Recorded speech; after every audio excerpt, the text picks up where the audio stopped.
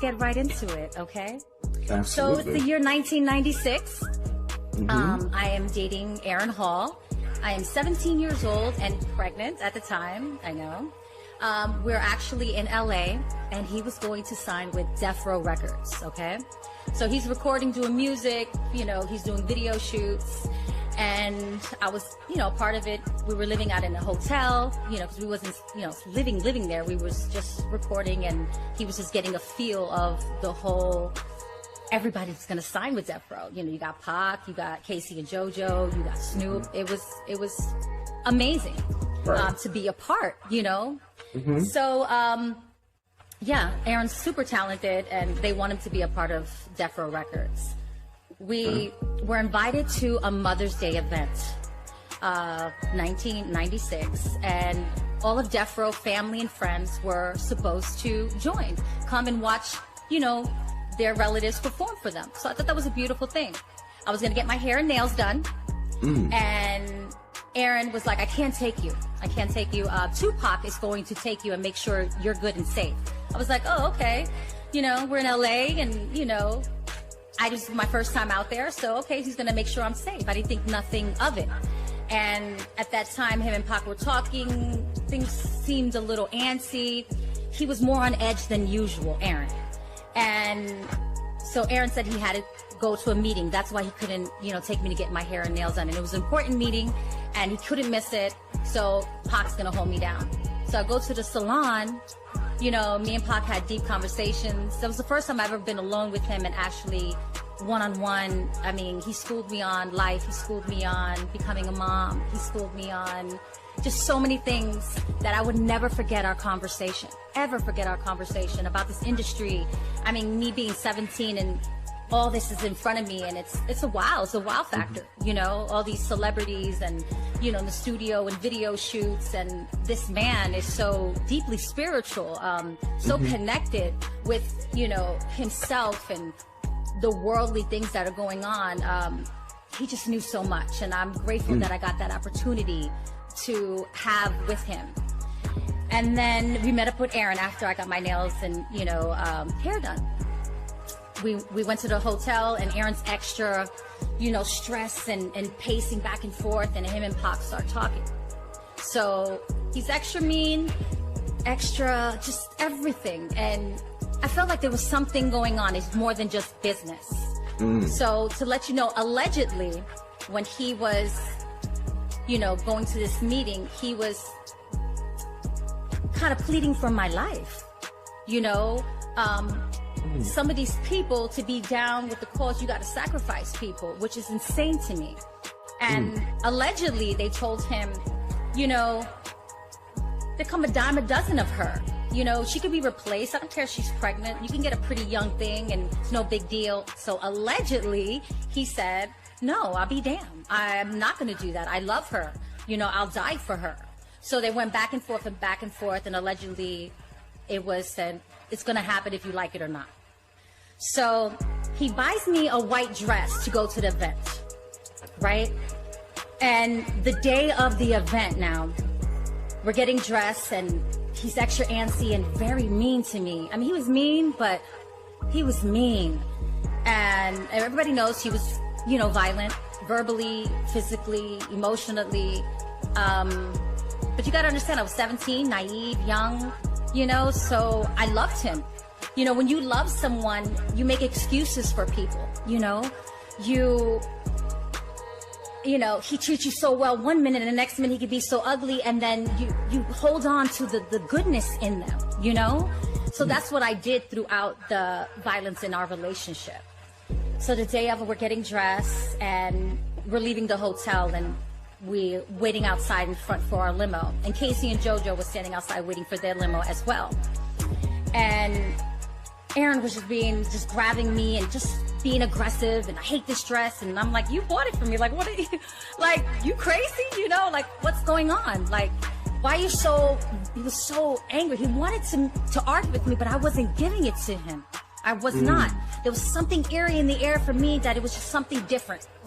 And Casey and JoJo was talking to him and trying to calm him down and pray with him. So right there, that was kind of a God sent of angel of both of them, trying to calm him down, pray with him, talk to him, and trying to refocus his mind. So I say this before we go into the venue. When he was pleading for my life and telling that, you know, he doesn't want nothing happening to me, he's still taking me to the venue. You know, I went over this over and over in my head. Why would he take me? Why would he put a white dress on me? It's like, you know, dressing the lamb and giving her to the wolves. You know what I'm saying? Like, everybody has different levels of love or how they should love someone. Obviously, he doesn't know how to love right. But I would never put my loved one in that situation, knowing that you're going into the wolves' den. You know what's going to happen. You know what they want to do. But you should have take me home on a plane, or say, leave me alone, don't ever talk to me. I play that back over and over again. You know, the ride to I could like honestly remember how I felt, the scared young girl, you know, petrified, just emotionally distraught, but so in love with him at the time. Like literally in love with him. And, you know, I want to give him excuses. You know, that's what a lot of women do when you're abused. We give them excuses after excuses, but, you know, maybe he felt obligated to. You know, he wanted to be famous. He wanted them to be accepted. But you got to have limits and sacrifices, you know, to want to be rich or to want to be famous. You got to have limits. You know, you can't. That limit of sacrificing a person shouldn't be ever. Right. So we go in the car, we drive to the venue, we pull up. He grabs my hand. You know, the same thing he always says, look at me, don't look at no man. You know, an aggressive person that, you know, super controlling. You know, the same routine. We walk in. So when we walk in, before we enter the venue, of all the people and the cameras and all the family that's sitting down at the tables, this old lady was walking out, being escorted out, actually.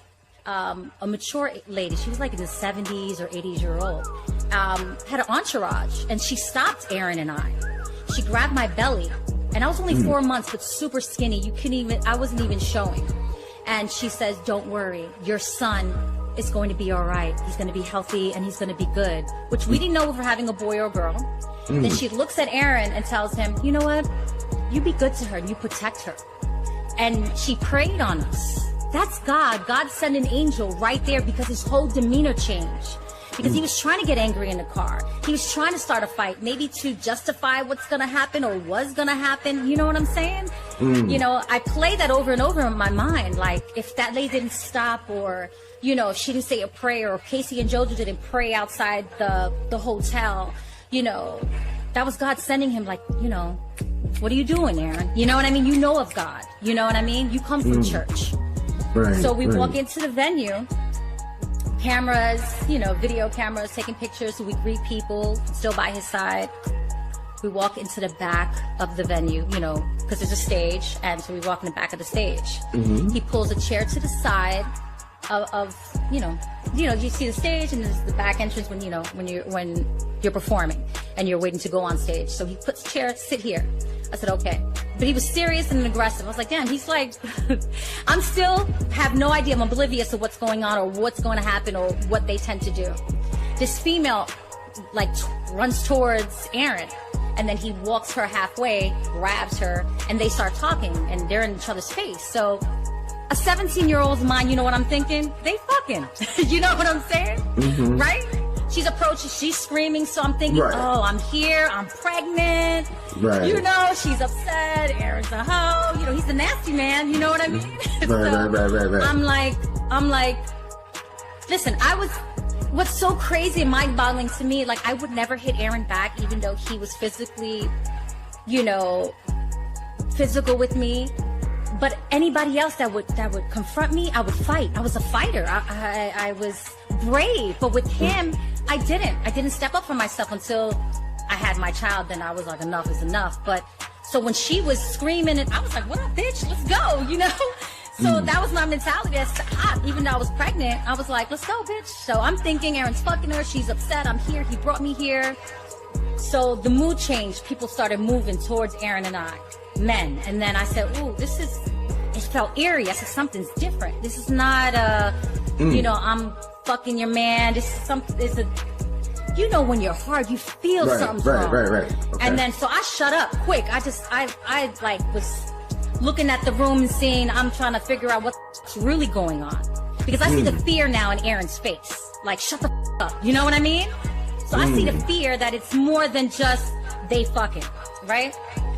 So within the commotion and people started moving towards, and you see the dudes, Pac runs.